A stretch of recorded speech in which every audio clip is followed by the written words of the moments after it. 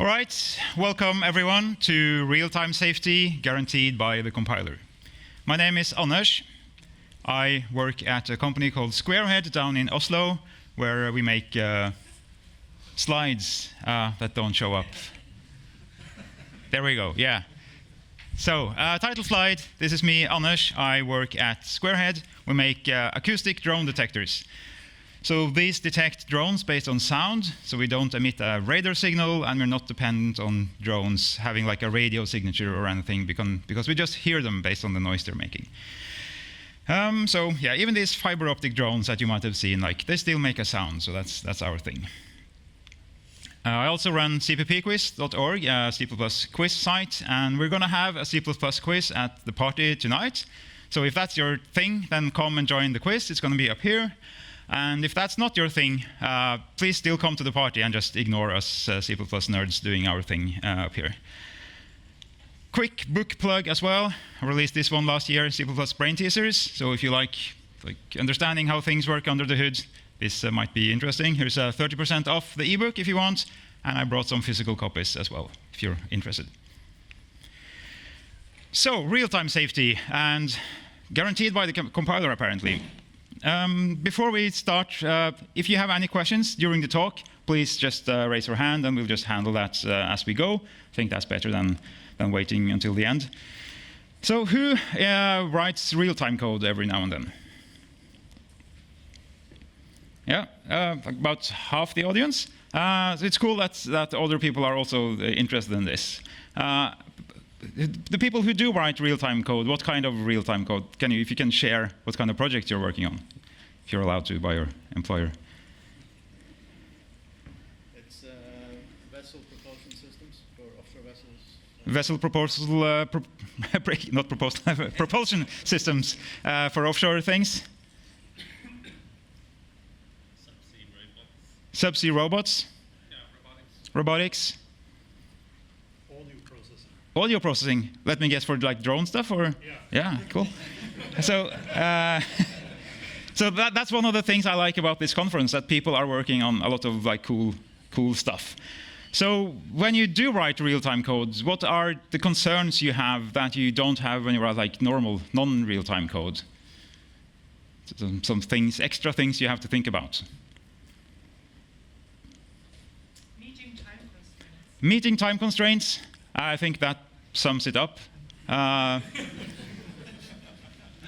that's what it's about. So like about half here don't normally write real-time code. So just a quick definition of what I mean when I talk about real-time code in this talk. It's about deadlines. All right, so maybe you have some code that's doing something, and it has to do the correct thing, and it has to do it within a certain deadline. So you might have a car, and then the car detects a pedestrian crossing, and the brakes have to activate within a certain amount of time. Or you're doing like video conferencing stuff that a lot of people here tend to do. Then I speak, and that sound has to come out of the loudspeaker at the other end until a certain amount of time and without dropping any audio, at least ideally. Or if I'm at the concert, then I want to hear the music all the time. It must not glitch, right? All the DSP and like digital EQs and everything have to like do their thing within a certain deadline. Or you might have like a welding robot that's welding a part, and it has to stop when it reaches the end or something like that. And then you tend to divide real-time into like, it's kind of an axis from hard to soft real-time. So the brakes, if they activate, that's not enough. If they don't activate soon enough, like if it takes 2 seconds for them to activate, they might as well not have activated. If they don't meet the deadline, it's a catastrophic failure of the system. Whereas for the video conferencing, like if my audio drops out a bit, it's not the end of the world. It's a service degradation, but like the system is kind of still working. And the welding robot is a bit different. It might destroy the entire piece if it doesn't stop welding, but this entire system can keep going. So like, you have various concerns, but they're all about you have a deadline that you have to meet in addition to just doing the right thing. So is real-time the same as performance? Not really. Performance is often important for real-time, but that's kind of two different things. It has to be fast enough, and as soon as you know that it's fast enough, you have to make sure that it's predictable. It's always that fast. So you get like a sample every 10 milliseconds. You have to process that sample in less than or equal to 10 milliseconds. Otherwise, you're going to like miss the next sample coming in, and you won't deliver it to the next part of the process on time or whatnot. So it has to meet the deadline every time. So do you just benchmark it? Well, yeah, you should benchmark it, of course, but then like you have benchmarked it on the actual system you're deploying to. You know that like you've tested it in real conditions with hopefully with like representative test data, and you know it's fine. But it still must not vary from this. So how do you make sure it doesn't vary? Well, how can it vary? Like, what are some things that can cause the thing you benchmarked to suddenly in production start taking a different amount of time? And here are at least some things I could think of that you might want to avoid in your real-time code. So if you take a lock, you don't know how long it's going to take until someone unlocks. So and even if you're like a high-priority thread, you block on a lock that's currently held by a low-priority thread. Now you have like a priority inversion. So suddenly you're kind of like a low-priority thread yourself because you're waiting for one. Allocations, deallocations, you don't know how long the OS is going to take to return you the memory you asked for. So depending on the environment, that might take like a non-deterministic amount of time. Exceptions is kind of a special case of the above because exceptions get allocated on the stack, and then you have an allocation if you have an exception. Syscalls, like most syscalls at least go to the kernel, and then you have to like context switch into the kernel, and you don't know how long it's going to take until you get switched back in with your result. And especially I/O, when you have to read a file or something from the network, and like who knows how long that's going to take. And then you have swapping, like even real-time code has to talk to memory, and you don't really know, is it in cache, is it in main memory, you don't know, but like you have to do this stuff. But when memory starts to get full and the operating system goes, well, this page here you haven't used for a while, I'll just swap it out to disk, and then you suddenly need that memory, and the OS has to swap it back in from disk, that's going to take a really long time.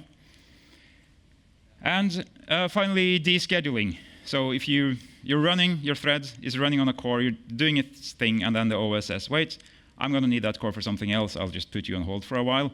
That can also impact your time. So if you avoid doing these things, they can't hurt you, right? So if in your real-time code you don't do any of these things, they will not impact your program because you're just not doing them. So how do you know that you're not doing these things? And that's not easy. And if you want to know how not easy this is, Dave Rowland had a talk last year at C++ on C, where he went through a lot of tools and techniques that he had used they were doing like audio stuff to catch real-time safety violations.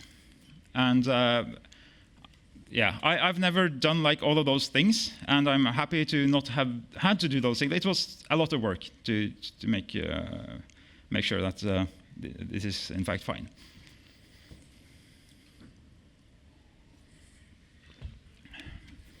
But along came Clang 20, and Clang 20 has two tools that can help with real-time safety.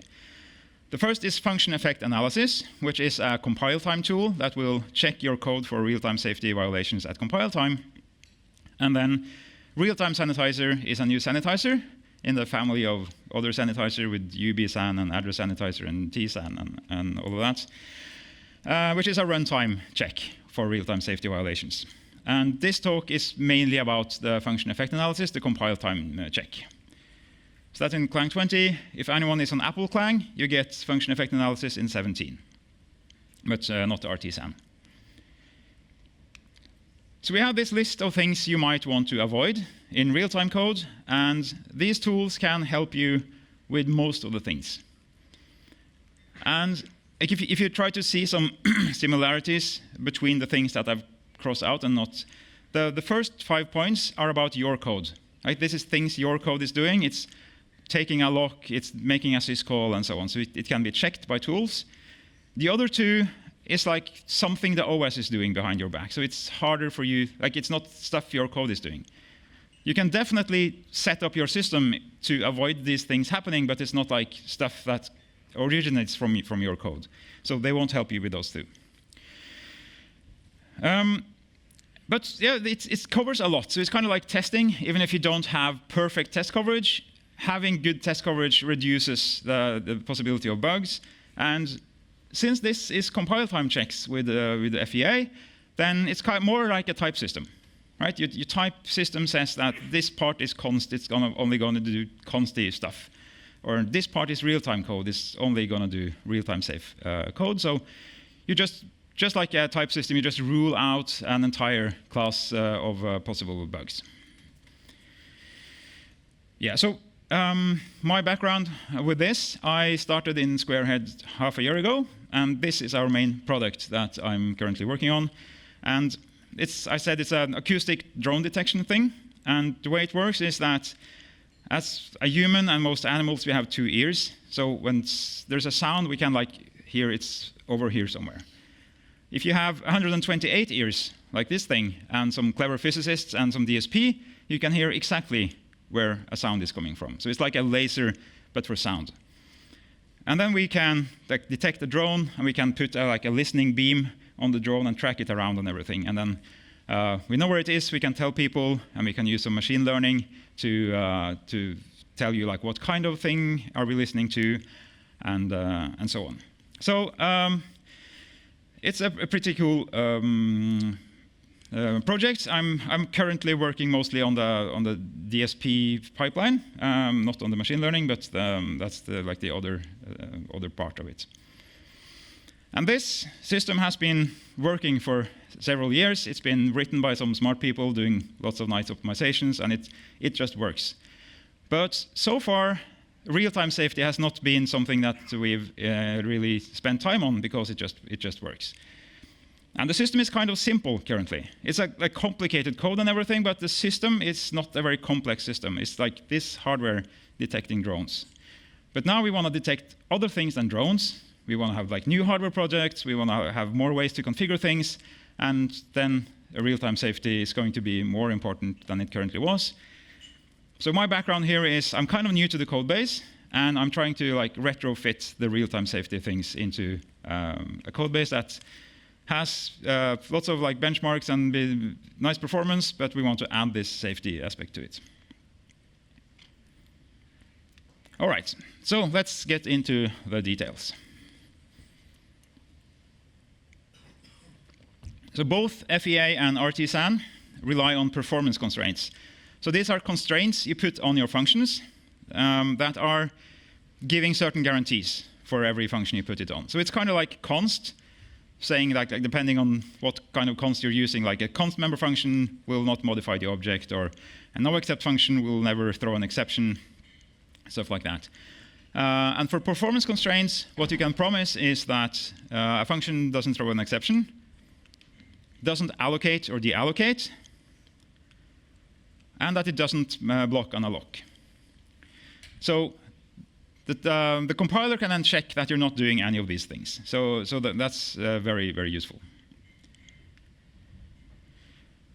And to check this at compile time, you just give W function effects, and then you get a warning that hopefully turns into an error if you try to do anything bad. And it's also transitive, so it's not only this function is not allowed to call new, I can also not call any other functions that might call new or malloc or whatever. So you can check that at compile time. And then at runtime, you have the real-time sanitizer, which can also check for unsafe calls to real-time unsafe functions at runtime. And this then is just like unit tests or other sanitizers. If the code isn't exercised, it's not going to find it, right? The compiler is going to find everything at compile time. And then if your test does something bad, it will be picked up by real-time sanitizer. So the question is then like, why have a runtime check for something that you already checked at compile time? That's like kind of weird. And the reason is that, or the main reason is that you might not be able to annotate all of your code yet. So if you haven't, So I'll show you the annotations soon. So you annotate a function saying this has to be real-time safe. But you might have to call out to a third-party library that is in fact real-time safe, but it's not annotated. It's not your code. So you have to kind of opt out, kind of like an unsafe block or something, where you call into something else that hopefully is safe. And if it turns out not to be safe, then you catch it at runtime with a sanitizer. That's, at least for me, the most important functionality of this. So what are these attributes? There are two of them. The first is called Clang : non-allocating. So you see it's like a Clang only thing, meaning this function will not allocate or deallocate on the heap, and it will not throw or catch exceptions, which is kind of like a subset of the other thing, I would say. Then you have the stricter one called non-blocking, which promises all of the above, plus I promise I'll never take a lock. So those are the two things that you can use for function effect analysis, and real-time sanitizer will only instrument the non-blocking functions. So this is nice, this is nicer, and real-time sanitizer is going to instrument those and check them at runtime. It's not going to check these at runtime. So function effect analysis, the compile time part, that's the main focus of this talk. Let's look at how it works. I have some very nice code here to get the value 42. It's just dumb code just to trigger an allocation. So I've said this function is non-allocating. And then how do I get the value 42? I put it on the heap and they reference it and I even leak it, but that's not important here. The point is, for some reason, I'm allocating in this function. So then what happens? I compile with W function effects.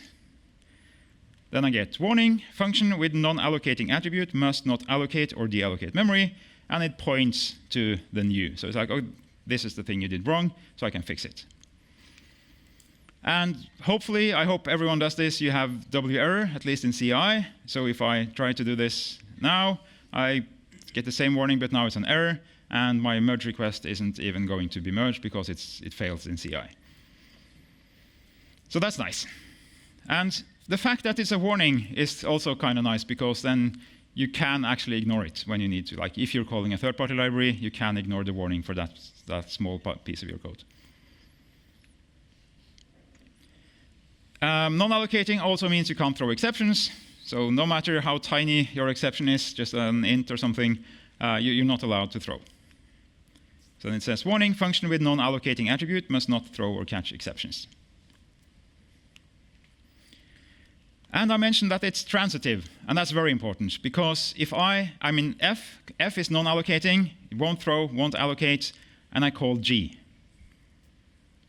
What happens now? Warning, function with non-allocating attribute must not call non-allocating function G. So there's a lot of nots and nons, but it kind of makes sense, right? You must not call, F is non-allocating, G is non-allocating, so you must not call it. So it's kind of similar to const, right? It's transitive. You can only call other const things, or you can, like, if you have a const value, you can not give it to someone who's going to do non-constant things with it and stuff like that. One thing that is super useful is this thing. So what if I call G? G has not been annotated as non-allocating, but the compiler can see that it is in fact non-allocating. So it does inference of this at compile time because it can see the implementation. So this is fine. So if the compiler can see it, you don't have to put the attributes, which is nice and not necessarily here, but I have some examples where it's nicer, like this one. So the standard library has not been annotated. So if I have this function squared, which is going to call std_pow raised to the power of 2, this also compiles, because std_pow happens to be defined in a header.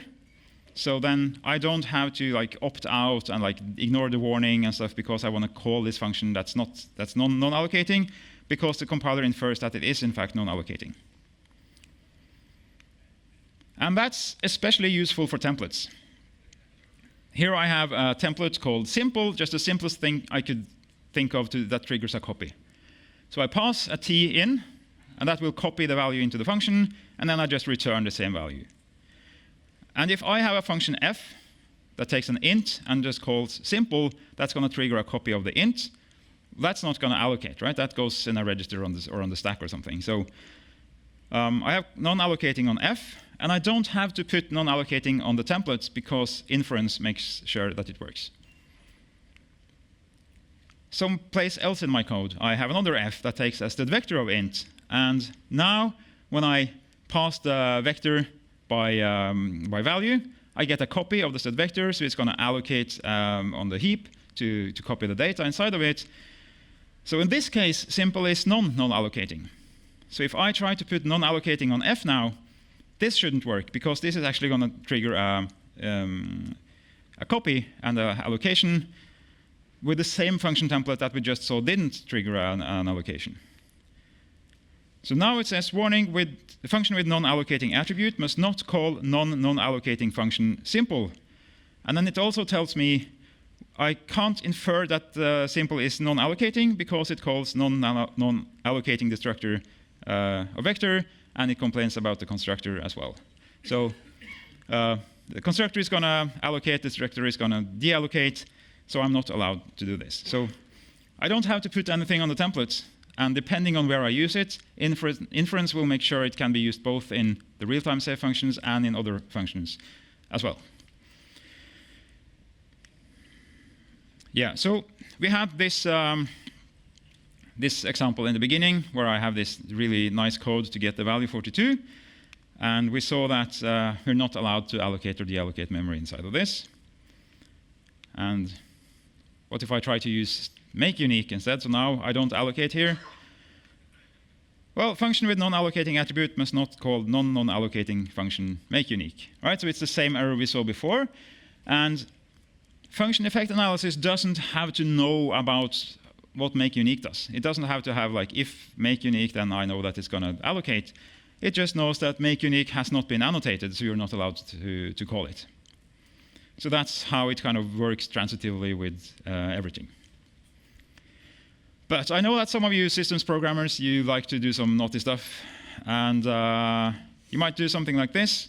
You have a function pointer, and it's a function pointer that can point to a function taking no arguments and returning an int. And I say my function pointer is non-allocating. Then I have a get function, and I try to assign get to the getter pointer. Then I get attribute non-allocating should not be added via type conversion. So getter is non-allocating, and get is not. So it's going to then take the address of get and convert that to the function pointer type, and I can't like apply the non-allocating thing during that conversion. So I can't assign something unsafe to a pointer to safe, basically. And inheritance is another thing you can do where you can that supports this stuff. So you have a base class with a virtual function get, which is non-allocating, and down in derived, I override it and I do the stupid allocation thing again. And luckily, this also is supported. So it says function with non-allocating attribute must not allocate or deallocate memory. And the way it works with inheritance is that this one is declared non-allocating, and that means that you inherit the non-allocatingness down here. So all the derived functions will be as if they were annotated like this, and then you can't do anything like throw exceptions or allocate down here. So here I try to derive being less strict, and that's not allowed. But I can do this. I can be more strict, which makes sense, right? The base class says, here's a get function. It can do whatever. And then I can say, well, in derived here, in this particular derived class, this one is actually real-time safe. So I can add more constraints as I derive, but I can't like remove constraints. And this is kind of just what you want from your type system, right? But not type system, but you also want that from your type system, but you also want it here.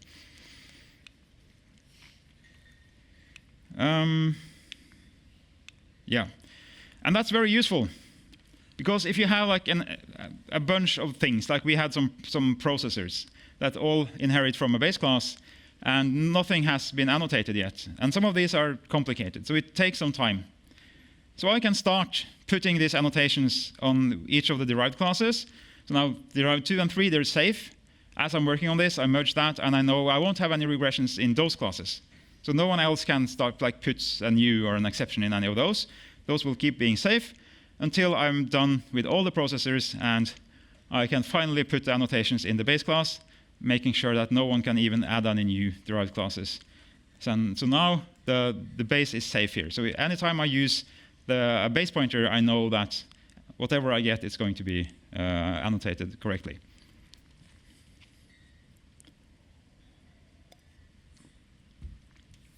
So the semantics of this is, oh yeah, question? Just a quick question. If you use multiple compilers, how do DCC, for instance, handle this? Yes, what do you do with multiple compilers? I think it's 5 slides, and then we solve that. Yeah, semantics. So we have like the set of all functions, and then you have a subset of the non-allocating functions. And then like any function can call a non-allocating function, but a non-allocating function can only call other non-allocating functions. You can never like get back out. Like once you get in here, you can't get back out. But I also mentioned that's non-allocating, but we also have non-blocking, which in addition is never going to block on a lock. So that's an even stricter set. So now we have like non-allocating can call other non-allocating, including the non-blocking ones, but the non-blocking ones can not call the ones that are only non-allocating, because I promised I'm also never going to take a lock, but these ones, they can actually take a lock if they want. So it's kind of like subsets inside of each other. Which means that if I have F, which is non-blocking, the strict one, and then I have G, the less strict one, and I try to call a non-blocking function from a non-allocating one, that's going to be fine, right? Because F is also non-allocating, it's just that it's also non-blocking. If I try to switch this around, now G says I won't allocate or take a lock, F only says I'll never allocate, then I get this warning, function with non-blocking attribute must not call non-blocking function F. So G is non-blocking, F is not, so I'm not allowed to call it, which is useful. So it's a hierarchy like this, and one thing you can't express that I initially wanted to do was kind of, I wanted to like nudge this one out a bit to the side, so I have like this little set here of functions that never will take a lock, but they're still allowed to allocate. Yeah? Sorry, I should have asked this earlier, but can a const eval function that uses dynamic allocation internally be marked non-blocking, non-allocating, since you know that's never going to escape runtime anyhow? That's a very good question. The question is if you have a const eval function that does allocations internally, those allocations are only going to happen at compile time. They'll never actually happen at runtime. How does that work? And I have no idea. I haven't tried. But it's a very interesting question, so we should check that later. Yeah, so what I wanted here was like, I have this code. I first want to get rid of all the locks, and then I want to get to the allocations, but you can't really express that. As soon as you say non-blocking, you also mean non-allocating. So you can't do this, but like, it's fine. Just use non-blocking. So that's what we've been doing. So you can use non-allocating, you can use non-blocking. We ended up just using non-blocking. So I added like support for both of these in some places, and just like we ended up just using non-blocking. It's simpler to just have one thing to think about. And depending, I guess, on your opinions, locks might be seen as worse as allocations. So you might as well just say non-blocking, I'm not going to allocate, I'm not going to block, I'm just going to be proper real-time safe. And then you also get instrumenting, your code is going to get instrumented by real-time sanitizer. So for us, it works to just use non-blocking everywhere. We don't really use the non-allocating one. Yeah, so non-blocking is the thing I'll be using in the rest of the examples. Yeah, question? Maybe I should have asked this earlier, but can you define allocation in the context of this attribute? Yeah, so in the context of the non-allocating attribute, what counts as an allocation? It's whatever function effect analysis knows that is going to allocate on the heap. So you can easily sneak one in? You can easily sneak one in. Well, if you try to sneak one in, for function effect analysis, then you're going to have to annotate it as non-allocating, right, for you to be able to call it. So if you annotate it as non-allocating and then you do some sneaky allocation, you can get around it. But if you make your own like malloc alternative that isn't annotated, it's also going to be checked here. for real-time sanitizer, that will look for known real-time unsafe functions. So you're going to get, it's easy to sneak past real-time sanitizer with that, but not function effect analysis. Yeah. So we said we can't allocate, we can't take a lock, and we can't throw. And yeah, another question. What about optimizations? Can that, if you allocate but you optimize, and then the compiler throws away the allocation, is that going to trigger? So what about optimizations? This, I haven't checked, but I can only imagine that that shouldn't affect this. Like this happens on the quite early. So before you do the optimizations, and it would be really bad if like some of this works in your debug build locally when you write it, oh, no, non-allocating is fine, and then you build with O3 in CI and suddenly it breaks. So I can only imagine that this works on the semantics of the code and not thinking about optimizations. I don't like to claim anything without being 100% sure, but it wouldn't kind of make sense to do that. But yeah, not throwing exceptions. That reminds me of no except. So we already have no except. So is this the same thing? Like you promise to not throw exceptions. Let's see. What does this function do? Does it compile, and what does it do?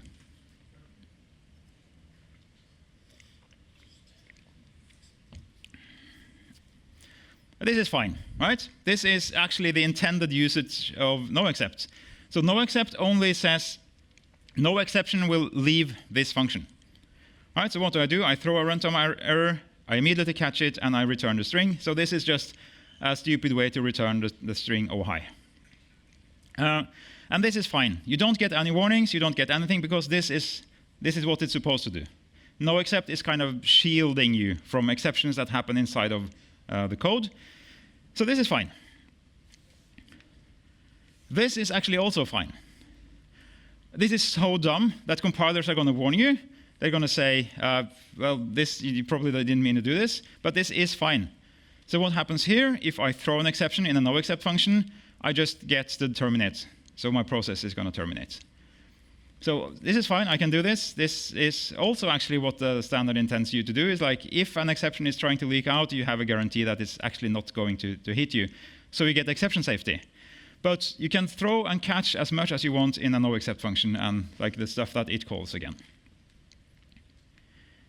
And if I take like the throwy portion of this code, I factor it out like this, the warning is also gone, even though this will always throw. But that's fine. It just gets to terminate, and that's what it's supposed to do.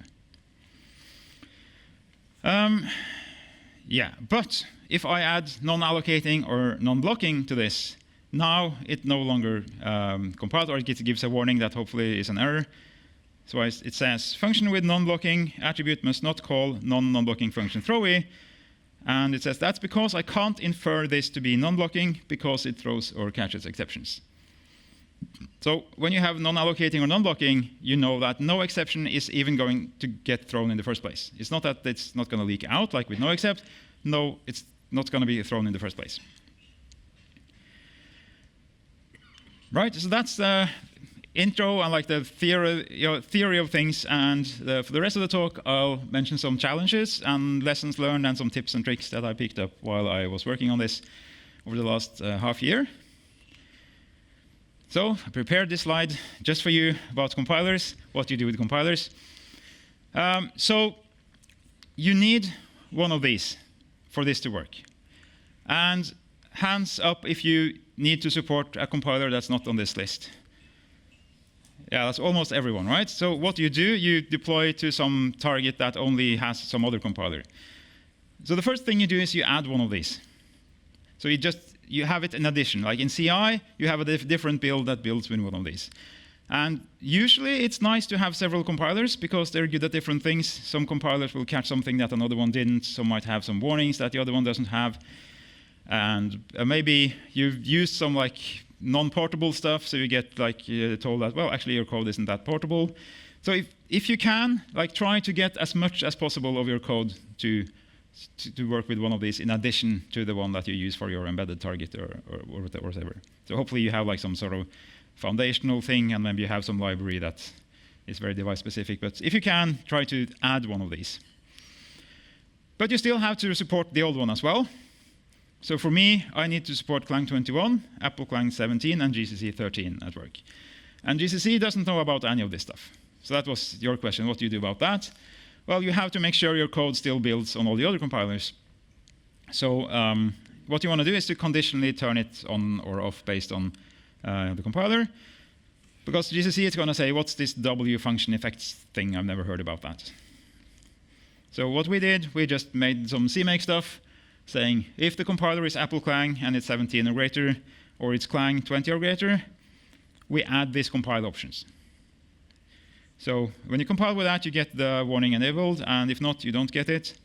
And we also set this define, enable FEA, so that we have this define available in our code. So in our code, we can do things based on whether the compiler supports it or not.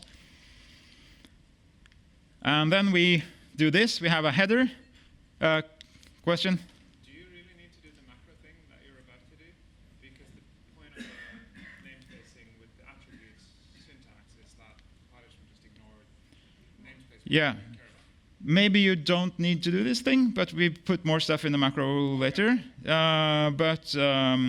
Maybe this isn't actually. I was waiting for that slide. Yeah, yeah. It's, you asked about the slide like as it was transitioning into the screen. That's nice. Yeah, so maybe you don't actually need to do this. That I'll actually have to check. That's like also the old compilers will not complain about this. That's kind of the point with the new or with the standardized attributes. Yeah. Is for compiler vendors to namespace their customers and the others should just ignore it. Yeah. So if the old compiler also knows about this namespacey thing, then you shouldn't need to do this. But like that's what we have at least. SQ is our prefix that we use for our macros. So SQ non-blocking means non-blocking if the compiler supports it. Otherwise, it doesn't mean anything. And maybe you don't even need this. Yeah, and then that's how we use it. And maybe we don't have to. OK, next thing, third-party code. So your third-party code is not going to be annotated, right? You just use some random library from somewhere, a C library, C++ library. It's not going to have these annotations. So you're not going to be allowed to call any third-party code, right? You try to, I have an example here. I have this process function. I pass it to libproc, some library I just invented. And it's going to say, well, this one is non-blocking, so you're not allowed to call libproc because it's not annotated. So you have to be able to opt out when you do that. And even for some of your own code, sometimes you are kind of your own third-party vendor, right? So you have to opt out for your own code as well. So you have to like do something pretty like this, so to just like ignore the warning when you call out. And yeah, since it's a warning, you can just ignore the warning, and then it won't bother you anymore. It's not really that nice, so we made a macro for that as well. So inside of the enable FEA thing, where we make our SQ non-blocking, we also have another macro that just takes whatever is inside of this and wraps it in the pragma diagnostic nastiness. And if we haven't enabled this, then this just doesn't add the stuff. It just does the code. So you put it like this. This one I just stole verbatim from the documentation, so you can find that at the function effect analysis documentation and steal it as well. And then SQ FEA ignore. Either it ignores the warning or it does nothing if you're on GCC for us. Yes, but before I added this, I read the documentation for libproc, and libproc says we're never gonna allocate. And maybe I even checked the source code. It's open source stuff. I read the code. It's not gonna allocate. But like, what if I read something wrong, or what if I get a new version and it starts allocating or something? And that's one place where real-time sanitizer can be very useful, because now you kind of left all the compile time safety. This is like an unsafe block kind of thing where you just say, OK, I promise this is safe. But they did actually allocate. So then I get this stack trace saying that, well, here's main. It calls process. That's my code. It goes into libproc. And then it goes new malloc. And malloc is a known real-time unsafe function. So that's what real-time sanitizer does. It complains about functions that it knows is real-time unsafe. So the function, I'm not going to really talk about real-time sanitizer, but quickly, function effect analysis, cares about what it knows to be safe. If you say you're safe, you are only allowed to do things that you know are safe. Real-time sanitizer is the other way around. It doesn't allow you to do anything that it knows is unsafe. So it's kind of like the other way around, but it will catch mallocs and throws and stuff like that. And you can, I'll get back to that. But this is very useful for these cases at least. Another thing you can do that they mention in the documentation, which I don't really like, so I'll just mention why I don't like it so you can decide whether you want to do this or not, is you can just, if this is the official header file, you can just redeclare the function with the added non-blocking. So libproc here is the third-party code. I make a new header where I just repeat the declaration with my new performance attribute. And then this compiles just fine. I can include both of these headers, and libproc is now treated as non-blocking. And that works fine for free functions, but you can't really redeclare a member function. So it's kind of, this works in some places, but not in all places. So I think it's simpler to just use the ignore macro everywhere, because then you just have one thing to learn how to do, and like you do the same everywhere. But this is something you can do if you want to do it.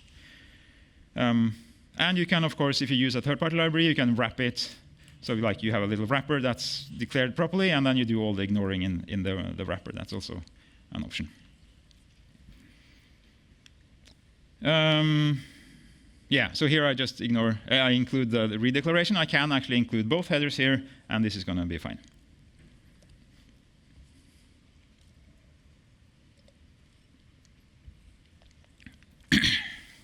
So far, we have seen pretty procedural code, and now we're going to build up to where this starts being harder to use. So far, I've been super enthusiastic about this, but it's going to get a bit harder. So we'll start the story with lambdas and build that up into the type erasure and the function. And lambdas are actually really great. So we're still in the happy part of the talk. So here you have a function f. It creates a lambda, but doesn't call it. So the important thing to realize is that the body of f is a completely different body from the function call operator of the lambda. These are two different functions, right? This is the function f that makes a lambda. This is the thing that the lambda does. Those are two completely different functions. So this is not like a static scoping kind of thing where this suddenly gets non-blocking. It's like f is non-blocking, the lambda isn't non-blocking in this example. And that's fine because I don't call it, right? I might want to make this lambda and give it to someone else so that they can call it. And they might be in the non-real-time part of the code. So sure, even if you have a non-blocking function, you can make a non-blocking lambda to give to someone else. That's fine. So as long as you don't call it. But you can also make it explicitly non-blocking. So if you want to make the lambda non-blocking, you can put non-blocking here. But usually you don't have to, because the inference system is pretty nice. So the inference is going to solve it for you, because usually when you call a lambda, you have the lambda available, so the compiler can just infer it.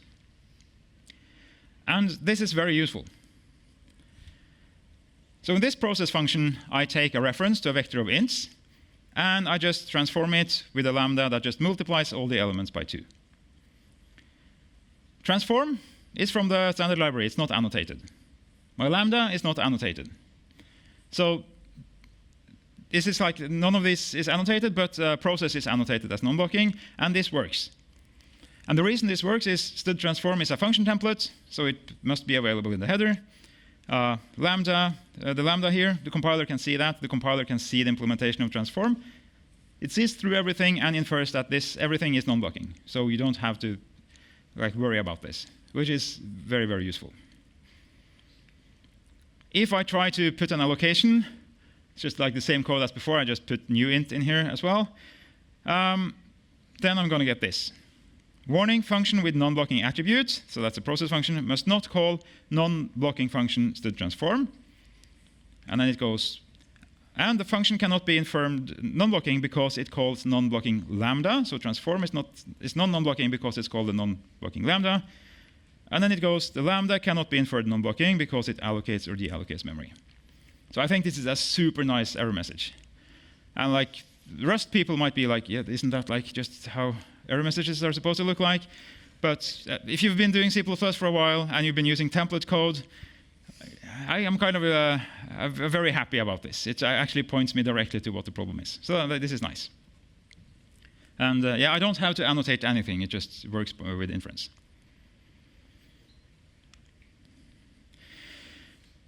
Then we get to callbacks. So callbacks is kind of related, and it starts to make things a bit more complicated. So let's start with a very simple way to do callbacks. I have an even number processor. It's going to process all the even numbers. And it takes a callback. So I templatize it based on the type of the callback that I want to use. I take that as a member. And in my process function, I can just keep calling this with ints. And every time the int is even, I call the callback. And this works fine. So in my real-time code, I can, for instance, do this. I have a sum that I initialize to 0. And then I make an even number processor with a lambda that just adds to the sum. All right, so every time process it's called with an even number, I call the callback, which is this lambda, which adds to the sum. So basically, I just accumulate all the even numbers in sum here. And then I can just keep calling this with ints. Every time there's an int, the process function, for every int, the process function gets called. If it's even, I call the callback, and I get out to this lambda. And this works fine. All right? Inference can see my class template. Inference can see the lambda. So everything is going to compile and work just fine, without the process being explicitly annotated as non-blocking.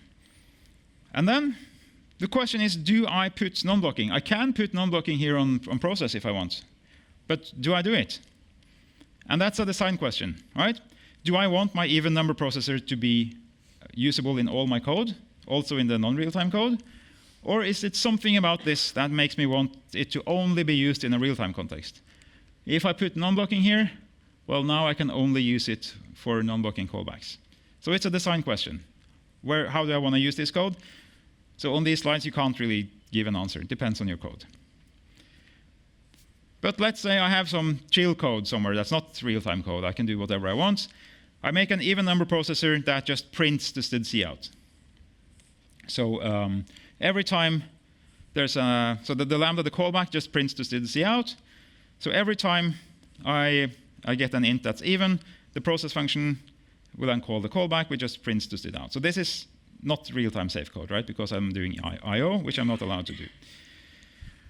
But since I haven't put the annotation, then inference can figure out that it's fine for the non-blocking version, and for the non-blocking version, the chill code, it's still usable. If I had put non-blocking on the process function here, then I couldn't have used it down here. So that's the thing that you have to decide in your code. But so maybe you don't want to have all your code in header files. Maybe you don't want everything to be templates everywhere just because you want a callback. You don't want like your entire code base to end up in header files, and every time you make a change, you compile like half your code. So you might want to try to put the implementation of the processor down into a CPP file. So what do you do then? Well, if you went to Klaus's meetup talk yesterday, one thing you can do is type erasure. And he quoted someone saying that this is what the cool kids are doing. So apparently, yeah, that's what you do. But that is often what you do, because you use, for instance, std function. So std function is a type erasure thing that will allow you to not have templates everywhere, because it hides the implementation. So the even number processor doesn't need to know about the actual implementation. So yeah, you can use std function. If I use std function instead of the templates, now I have a normal class. It's no longer a class template, it's just a class. I take a std function from void to int as the callback. And then in the process function, I just call the callback. So no more templates. And the process function here, I have an out-of-class definition that I can put in a CPP file. And it's going to be nicer.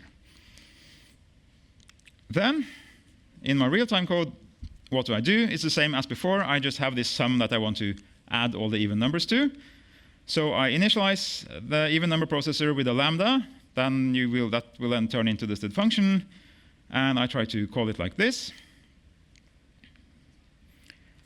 And then we're getting into some problems with this, because it says function with non-blocking attribute must not call non-blocking function constructor std function. All right, okay, so I'm not allowed to construct the std function, because the std function is going to allocate something on the heap, because it can take whatever callable stuff and like wrap it, and it has to allocate some stuff on the heap to hold on to that thing that it's going to use. But that's like, this is normal, right? In real-time code, you put your setup stuff somewhere, and then in the real-time part, you just like call the things after you've done all the setup. So we can do that. We can change the real-time code function so it takes a reference to the processor, so it's not responsible for setting this up. You do that first.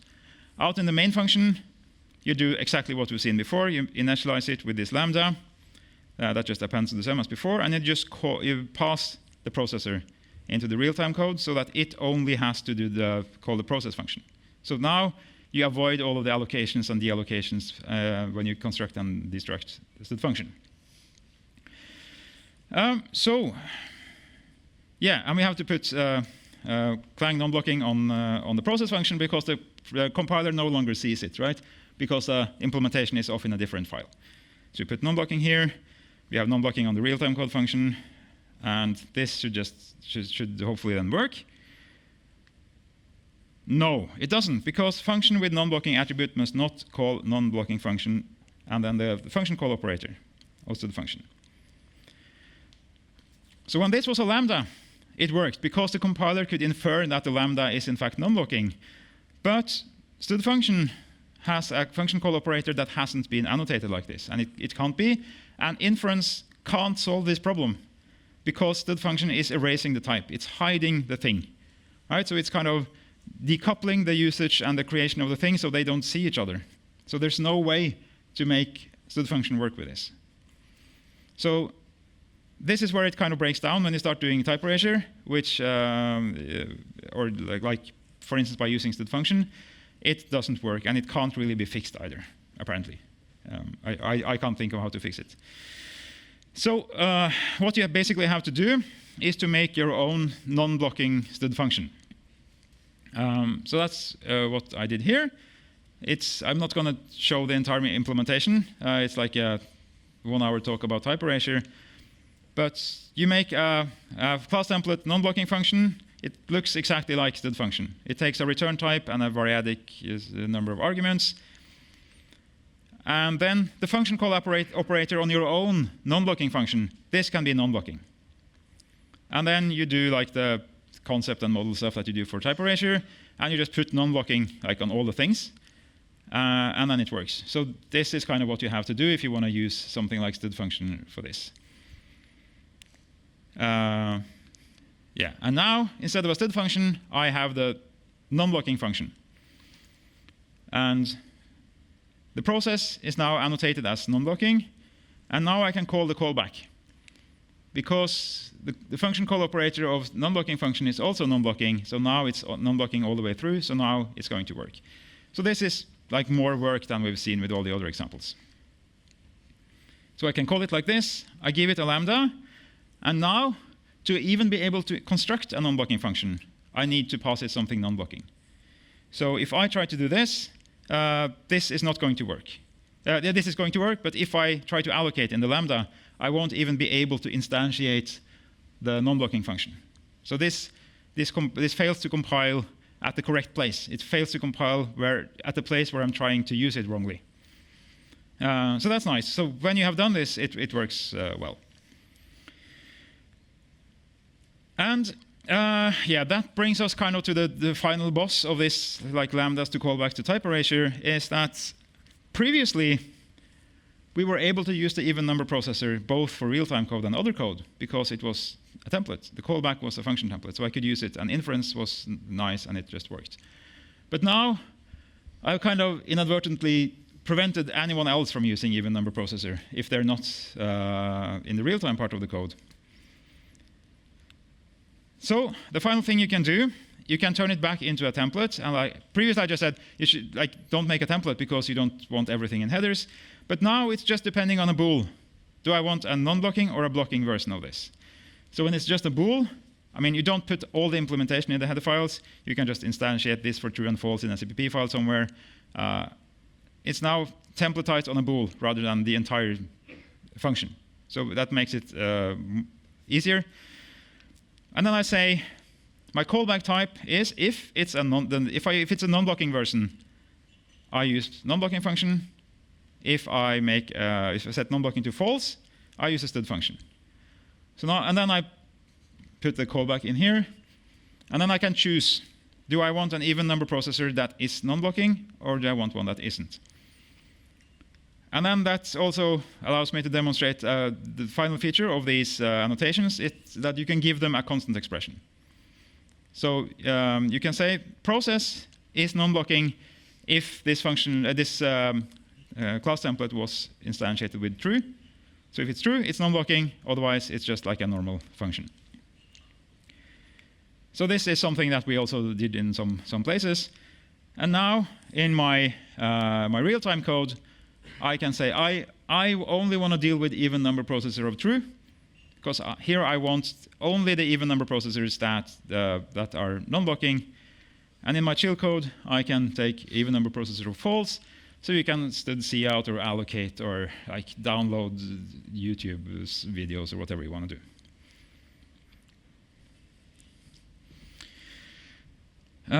Yeah, so some final tips and tricks that are kind of too small to put in a separate slide. This is easiest to do for like normal procedural, functional, or object-oriented code. It gets a bit harder when you do callbacks and type erasure and stuff like that. But for like classical code like this, that's where it's easiest. But you can do it in other cases as well. It's just a bit more work. You can manually annotate a function as Clang blocking. So this goes into the question I think you had about what if you have your own sneaky allocation function. So you can put Clang blocking on it, and then it's going to be instrumented so that, or real-time sanitizer will treat it as a blocking function, which is nice. And sometimes you might have a function that is actually blocking, even though technically it isn't. Right? If you take a lock, well, obviously that's a blocking. If you have a atomic bool and just like while false until it becomes true and then you continue, well, there's no locks in there. There's nothing blocking in that function. But it is actually, like, in practice, it's blocking, right? It's going to wait on something.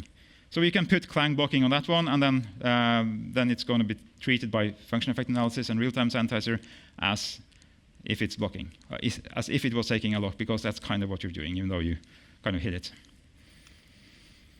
If you, like me, introduce this into an existing code base, start at the bottom. So, like, find the leave functions and then start building up.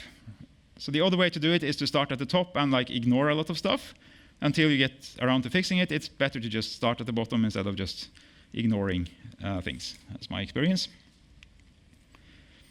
If you have like a build engineer team or a CI team that you have to wait for to get this compiler in CI, just start locally.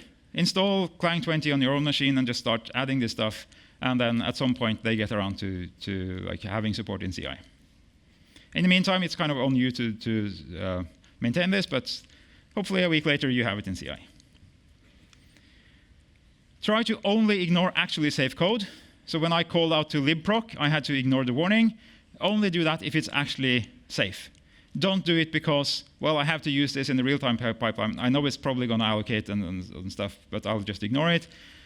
Try to only ignore actually safe code, because for like one thing is that real-time sanitizer is going to complain. Even if you ignore the warning at compile time, real-time sanitizer will complain. If you still have to shut that one up as well, you can add RTSAN scope disabler in the scope, and it's going to disable RTSAN as well. But like now you're cheating your compiler and your sanitizer, so hopefully don't do this. If you have like hierarchies, I mentioned this before, you can start fixing one class at a time with the derived classes until you can finally fix the interface so that it's safe forever. And finally, don't use it everywhere. Don't come to a conference and see a cool feature and like start putting it in your code if you don't need it, because this will make your code it's more work to do this. It will make your code less flexible. Now it can only be used in the real-time code. If it matters, if you like for your actual real-time code where this is interesting, do this, but don't like just keep start using it everywhere if you don't need to. Yeah, so that was real-time safety guaranteed by the compiler. Thanks for coming.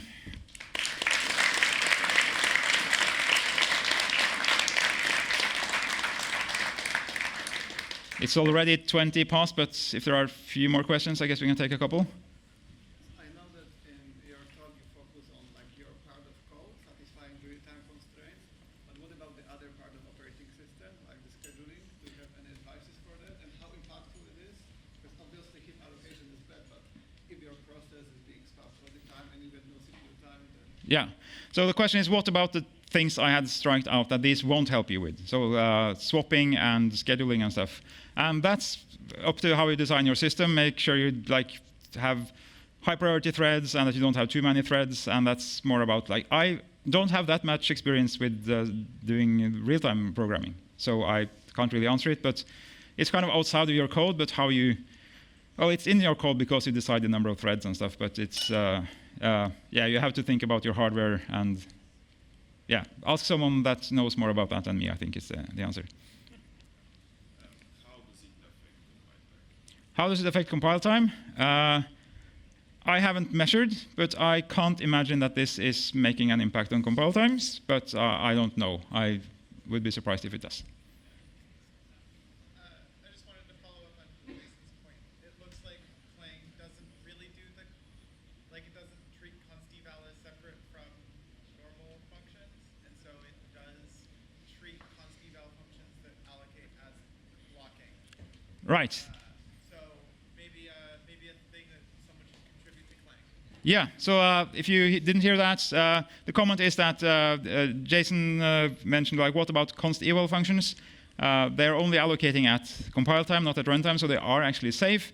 They are still treated as unsafe by function effect analysis. And there's also an invitation to contribute an improvement to Clang in that regard. Yeah, one final question.